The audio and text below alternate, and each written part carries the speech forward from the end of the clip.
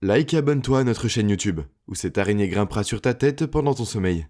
Jurassic Park n'est peut-être plus une fiction. L'homme essaye de jouer à Dieu parce que l'homme a ressuscité des animaux disparus. Oui, vraiment.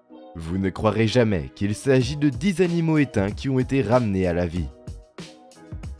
Numéro 1, perroquet de nuit australien. Si l'extinction dans son ensemble peut être absolue, il y a quelques mises en garde à ce sujet, que certains d'entre vous ne connaissent peut-être pas. La plus importante est que parfois une espèce peut être considérée comme éteinte, alors qu'elle ne l'est pas du tout. Mais pourquoi quelqu'un dirait qu'une espèce est éteinte alors qu'elle ne l'est pas? Il ne s'agit pas d'un jugement ou de quelque chose de cruel, mais plutôt il s'agit d'être capable de voir le monde comme un tout. Car comme nous ne pouvons pas parcourir la Terre de haut en bas en un clin d'œil, pour s'assurer que l'animal est toujours en vie, il peut se cacher de l'extérieur. L'animal est encore en vie, il peut se cacher de la vue et donc être déclaré éteint, sans que personne ne connaisse la vérité. Un gros exemple est celui de la perruche de nuit australienne. Cet oiseau menacé a été déclaré éteint jusqu'à ce qu'un petit groupe d'entre eux ait été retrouvé. Et je dis bien petit, car pas plus de 100 d'entre eux ont été découverts dans leur lieu secret. Pour une taille de population, ce n'est pas beaucoup du tout.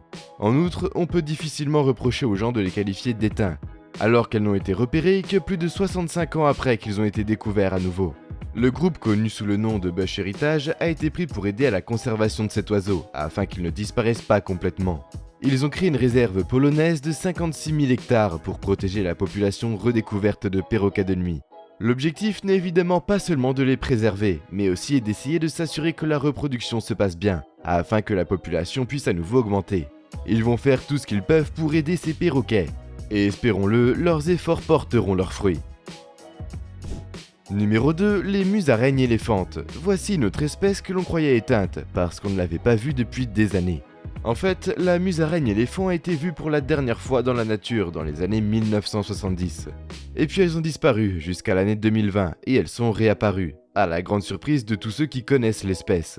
Au départ, la créature a été découverte vivante dans la Corne de l'Afrique lors d'une expédition scientifique, ce qui a sans doute rendu l'expédition unique. Si vous ne le savez pas, les musaraignes éléphantes sont ni des éléphants ni des musaraignes, mais plus des Oryctéropes, de l'éléphant et du lamantin. Mais comme vous pouvez le constater, elles ont une particularité très distinctive qui leur donne leur nom. Naturellement, l'équipe était enthousiaste lorsqu'ils ont trouvé la musaraigne éléphant dans l'un de leurs pièges. Ils étaient en fait excités et ravis lorsqu'ils ont ouvert le piège qui contenait la musaraigne éléphante. Et ils ne savaient pas de quelle espèce il s'agissait, jusqu'à ce qu'ils voient les caractéristiques diagnostiques d'une petite queue touffue. Ils se sont regardés et ont su qu'il s'agissait de quelque chose de spécial. L'expédition elle-même a été organisée en raison des rapports selon lesquels des musaraignes éléphantes avaient été dans la région, et l'une des personnes qui s'était jointe à la recherche avait prétendu les avoir vues auparavant. Cette espèce peut désormais être étudiée et préservée grâce à ces faits. Numéro 3, l'essence des Bermudes. Comme vous pouvez le constater, il ne s'agit pas seulement de donner vie à une espèce que l'on croyait éteinte. Il s'agit de s'assurer qu'on les trouve et qu'on les conserve pour qu'elles ne disparaissent pas. L'essence des Bermudes est un excellent exemple de ce qui s'est passé de manière assez dramatique en fait. On la croyait tellement éteinte que lorsqu'on a découvert qu'elle avait été bien vivante, on l'a surnommée espèce Lazare, car sa résurrection a surpris tout le monde. Si vous ne connaissez pas l'essence des Bermudes, c'était un oiseau qui vivait sur des îles et qui se trouvait être habité par l'homme. Dans les années 1500, les marins espagnols, les rats et les cochons qu'ils ont apportés avec eux ont été chassés. Les rats et les cochons qu'ils amenaient avec eux se régalaient librement des oiseaux et de leurs œufs. Lors de leur escale sur les îles de l'Atlantique Nord, comme les Bermudes, dans les années 1600, 20 ans seulement après l'installation britannique aux Bermudes, l'oiseau serait alors déclaré éteint. Pensez-y un instant, à un moment donné, sur ces îles de Bermudes, il y avait plus d'1 million d'oiseaux. Puis, après l'arrivée de l'homme, ils se sont éteints en l'espace de 20 ans seulement. Après qu'ils aient été déclarés éteints, un adolescent a trouvé environ 17 nids de ces oiseaux. Et c'est à ce moment-là qu'il est devenu leur premier agent de conservation, et a passé des décennies à s'occuper d'eux et à les préserver pour que leur population puisse croître jusqu'à 80 ans. Et qu'ils le réalisent ou non, qu'ils se rendent compte ou non, ces oiseaux doivent beaucoup à ces hommes très spéciaux. Numéro 4, le rat kangourou. Il se peut que vous connaissiez cette espèce, notamment parce que j'en ai déjà parlé dans nos vidéos. Le rat kangourou n'est pas vraiment apparenté au kangourou comme on pourrait le penser, mais il leur ressemble beaucoup, surtout au niveau des pattes arrière pour être plus précis. Elles ont un certain ressort qui leur permet à la fois de sauter en hauteur et de donner des coups de pied. avec une force extrême, et vous avez peut-être même vu une vidéo d'un rat kangourou donnant un coup de pied à la tête d'un serpent qui essayait de le manger. C'était plutôt cool, mais la raison pour laquelle j'en parle, c'est que si beaucoup sont familiers avec ce rat, jusqu'en 2017, on pensait qu'il était éteint avant cela. Le rat kangourou n'avait pas été vu depuis plus de 30 ans, et c'est une période très longue pour ce petit bonhomme qui n'a pas été vu. Vous pouvez probablement deviner ce qui a fait fuir les rats. C'est exact, les humains. Mais il y a un petit quelque chose dans la région où vivaient les rats kangourous. Elle a été envahie par les agriculteurs, ils ont modifié le paysage et ont donc chassé les rats. Mais depuis une dizaine d'années, les sécheresses affectent les cultures et d'autres choses. Et par conséquent, les rats reviennent. Certains craignent qu'ils ne soient à nouveau chassés. Des efforts sont déployés pour essayer d'empêcher cela, et nous espérons qu'ils vont réussir. Car cet animal est trop cool pour disparaître du monde. Numéro 5. Léopard noir rare. Certains peuvent penser qu'il est étrange que l'un des grands félins du monde figure sur la liste des espèces les plus rares. Mais en vérité, ce n'est pas vraiment surprenant. Entre l'invasion des habitants, le braconnage et d'autres facteurs, diverses espèces de grands félins sont confrontées aux dangers qui pourraient conduire à leur extinction. Et l'un des meilleurs exemples est le léopard noir. On avait signalé la présence de ce félin autour du Kenya, mais personne n'avait de preuves définitives. Alors, une équipe de conservationnistes s'est rendue au Kenya, à l'emplacement supposé du léopard. Ils ont installé leurs caméras et ont attendu. Ils ont simplement attendu que des mois s'écoulent, sans aucun signe. Puis, l'un d'entre eux est apparu, et c'est exactement ce à quoi ils s'attendaient. Le léopard, également connu sous le nom de panthère noire en raison de leur apparence, était si rare que ceux qui ont pris des photos les ont publiées dans un journal. Ils ont noté que la dernière observation confirmée remonte à 1909. Il aurait fallu 110 ans pour qu'il soit redécouvert. Le code du léopard est d'un noir absolu en raison du mélanisme, une mutation génétique qui provoque une surproduction de pigments, l'inverse de l'albinisme, où l'animal produit trop peu de pigments et donc sa peau est blanche, vous ne pouvez pas le nier.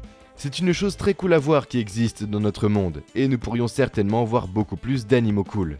Donc si nous pouvons conserver ce léopard pour les générations futures, le peuple du Wakanda serait très fier. Numéro 6. Le lézard de Pinocchio. Avouez que vous voulez savoir ce qui se passe quand le lézard Pinocchio raconte un mensonge. Il n'y a pas de mal à me dire que c'est votre objectif, parce que vous n'êtes probablement pas le seul à penser cela.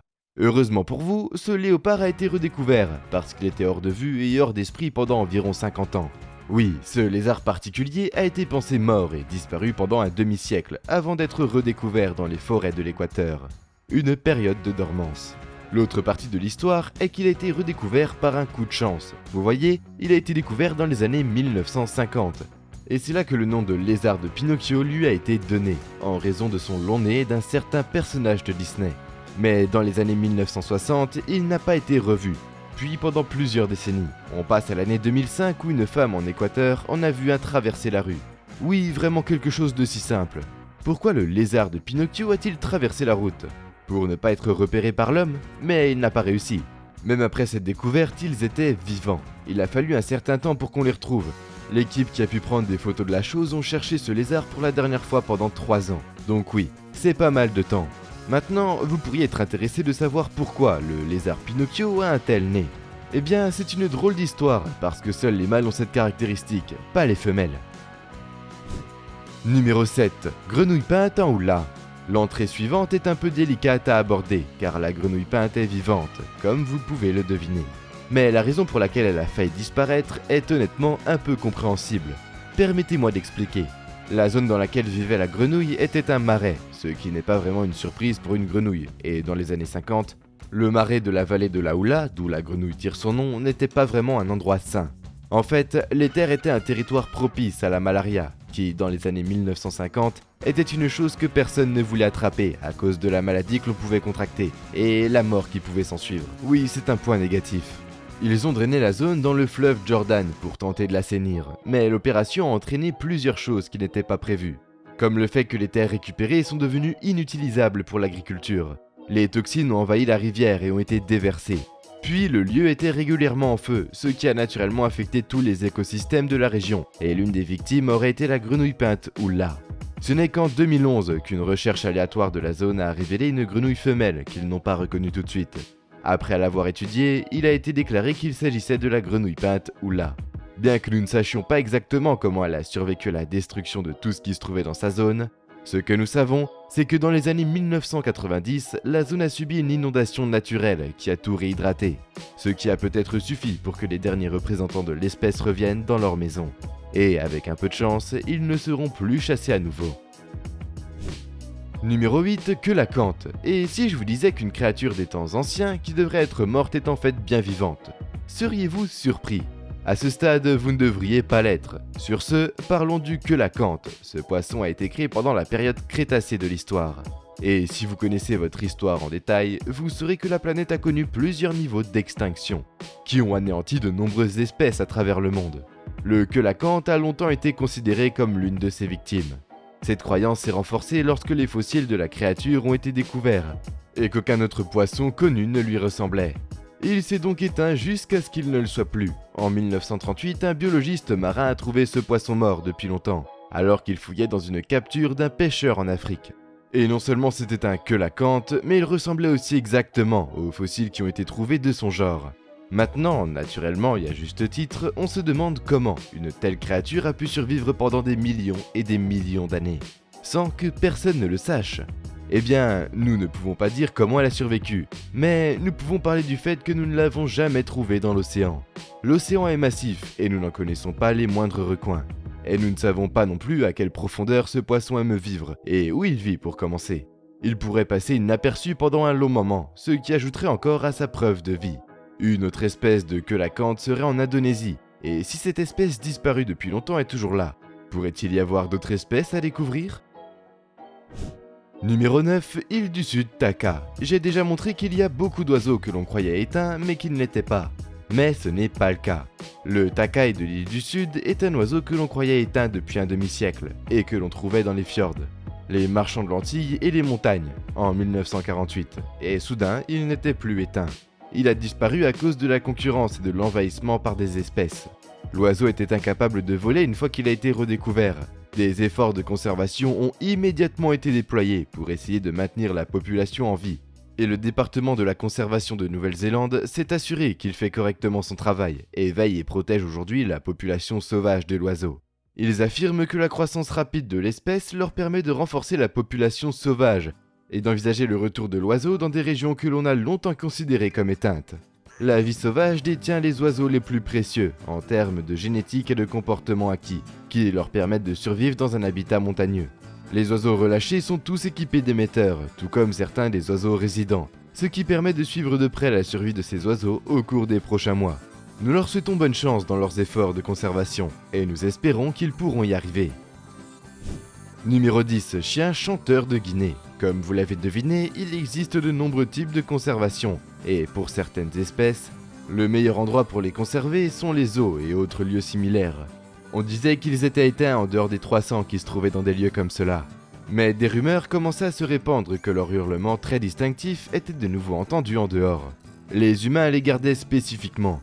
Il y a eu des rapports et des photos d'eux découverts dans la moitié indonésienne de la grande île du nord de l'Australie. Une expédition a alors été envoyée pour voir s'ils pouvaient en trouver d'autres, et première piste, ils ont pu collecter des échantillons fécaux des chiens à des fins d'ADN, ainsi que des photos d'eux. Les locaux les appelaient Highland Dogs, ceux qui a brouillé les pistes, si l'on peut dire. En ce qui concerne l'identification, les échantillons reçus n'étaient pas suffisants. Ils sont donc retournés sur place et ont récupéré des échantillons de sang en les comparant aux chiens d'autres espèces d'Australie, comme les dingos. Des chiens chanteurs de Papouasie-Nouvelle-Guinée qui n'avaient pas été soignés par l'homme. C'est une grande victoire pour la population animale, car la conservation dans les eaux et certains habitats ne suffisent pas toujours pour sauver une population. Mais s'ils peuvent vivre dans la nature et qu'ils survivent, cela leur donne de l'espoir. Et nous voilà déjà à la fin de la vidéo. En s'abonnant à SlashCoon, tu deviens automatiquement un ninja. J'espère que la vidéo t'a plu et on se dit à la prochaine pour une toute nouvelle vidéo.